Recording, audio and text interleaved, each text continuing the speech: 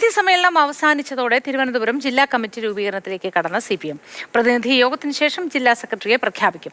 വൈകിട്ട് വിഴിഞ്ഞത്ത് നടക്കുന്ന സമാപന യോഗം മുഖ്യമന്ത്രി പിണറായി വിജയൻ ഉദ്ഘാടനം ചെയ്യും. AK സ്റ്റെഫിൻ വിവരങ്ങളുമായി ചേരുന്നു.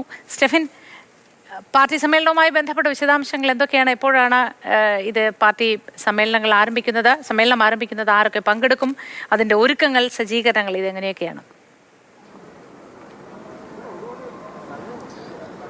മോത്തി, ഇപ്പോൾ കോവളത്തെ ജീവിരാജ ഓഡിറ്റോറിയത്തിൽ ആണ് പ്രതിനിധി സമ്മേളനത്തിൻ്റെ അവസാന ദിവസം. ഇപ്പോൾ നേതാക്കളൊക്കെ തന്നെ എത്തിയിട്ടുണ്ട്. അല്പസമയത്തിനകം തന്നെ സംസ്ഥാന സെക്രട്ടറി MV ഗോവിന്ദൻ ഇവിടെ എത്തും. അദ്ദേഹം മാധ്യമങ്ങളെ ഇന്ന് കാണുന്നുണ്ട്. ഇന്നേറെ നമ്മൾ ഉറ്റുനോക്കുന്നത് ജില്ലാ കമ്മിറ്റി രൂപീകരണവും അതോടൊപ്പം തന്നെ പുതിയ ജില്ലാ സെക്രട്ടറി ആരാണ് എന്നുള്ളത് ആണ് ഏറ്റവും പ്രധാനപ്പെട്ട കാര്യം. നിലവിൽ ഏതായാലും അവസ്ഥ വെച്ചിട്ട് V ജോയി തന്നെ ഒരിക്കൽ കൂടി സെക്രട്ടറിയായി തുടരാനുള്ള സാധ്യതയാണ് ഉള്ളത്. കാരണം ഒരു തവണ മാത്രമേ V ജോയി സെക്രട്ടറി ആയിട്ടുള്ളൂ. അതുകൊണ്ട് തന്നെ അദ്ദേഹത്തിന് ഒരവസരം കൂടി നൽകാനുള്ള ഒരു സാധ്യതയാണ് ഉള്ളത്. അതോടൊപ്പം തന്നെ 19 ഏരിയ കമ്മിറ്റികൾ ഉള്ള തിരുവനന്തപുരം ജില്ലയിൽ ആകെ 3 മാത്രമാണ് തെരഞ്ഞെടുപ്പ് വേണ്ടി വന്നത്.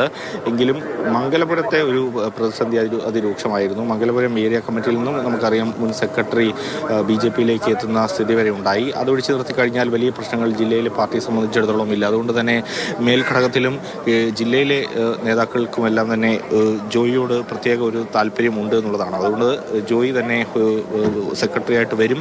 അതിനുള്ള സാധ്യത തന്നെയാണ് ഉള്ളത്. അതോടൊപ്പം തന്നെ 75 വയസ്സ് പൂർത്തിയാക്കിയ 5ഓളം നേതാക്കൾ ഇപ്പോൾ ജില്ലാ കമ്മിറ്റിയിലുണ്ട്. അവരെ ഒഴിവാക്കിക്കൊണ്ട് കൂടുതൽ യുവാക്കളെ പരിഗണിക്കും എന്നുള്ളതാണ് നമുക്ക് ഈ ഘട്ടത്തിൽ മനസ്സിലാക്കാൻ കഴിയുന്നത്.